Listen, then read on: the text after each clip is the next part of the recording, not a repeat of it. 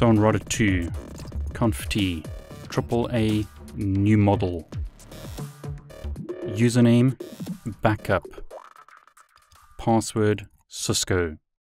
You want that in case you have a problem with communication to your AAA server.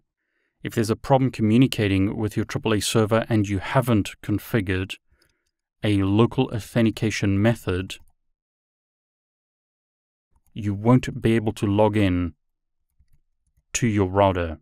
So we want to have a backup here of local. That's only used if the AAA server is not available.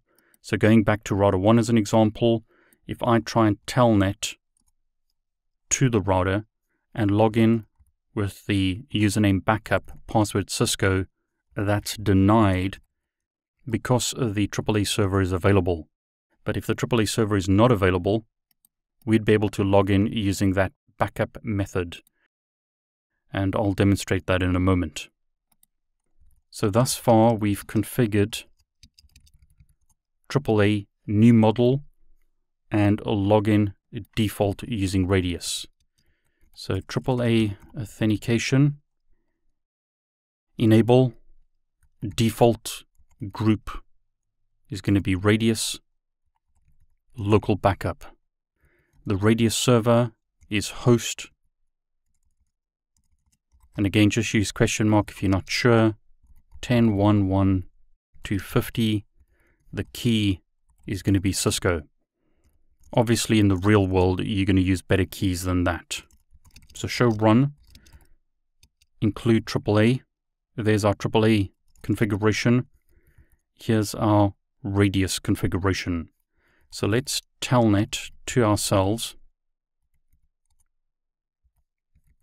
and see if we can log in. Now I have had problems with Packet Tracer.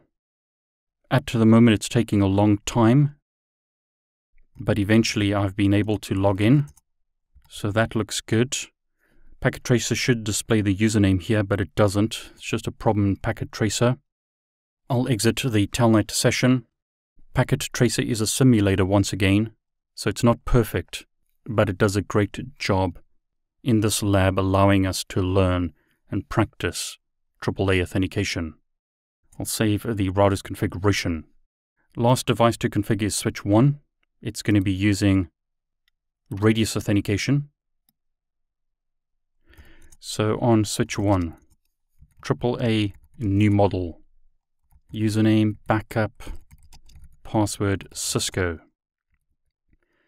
AAA authentication login, default group TACACS in this example, local backup.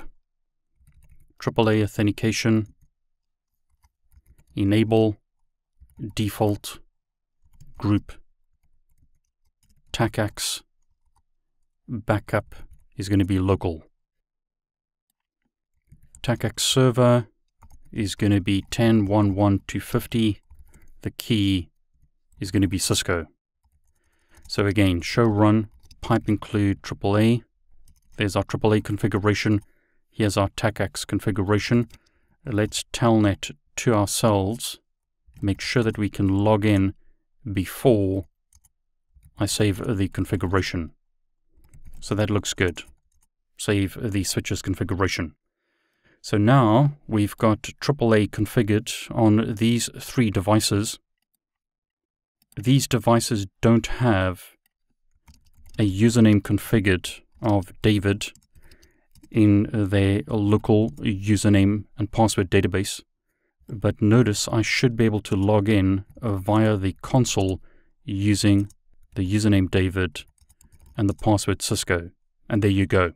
I can log into router 1. Router 1 as an example should be able to telnet to router 3 and also log in using the same username and password, even though that user is not configured on the devices. Try that again. Username is David, password is Cisco. So I can log into router 1, router 2, and switch 1 using username David. We then need to create another user and test that that works as well. So on the AAA server, I'm going to create a user called Peter Pan and click Add. So all I've done is create another user on the AAA server, but that means that when router 1 telnets to router 2, we should be able to log in with the user Peter Pan, which we can. This is the advantage of AAA. Rather than having to create users on every device, we can simply create new users on the AAA server, and as soon as I've done that, I'll be able to log in to the device using that username and password.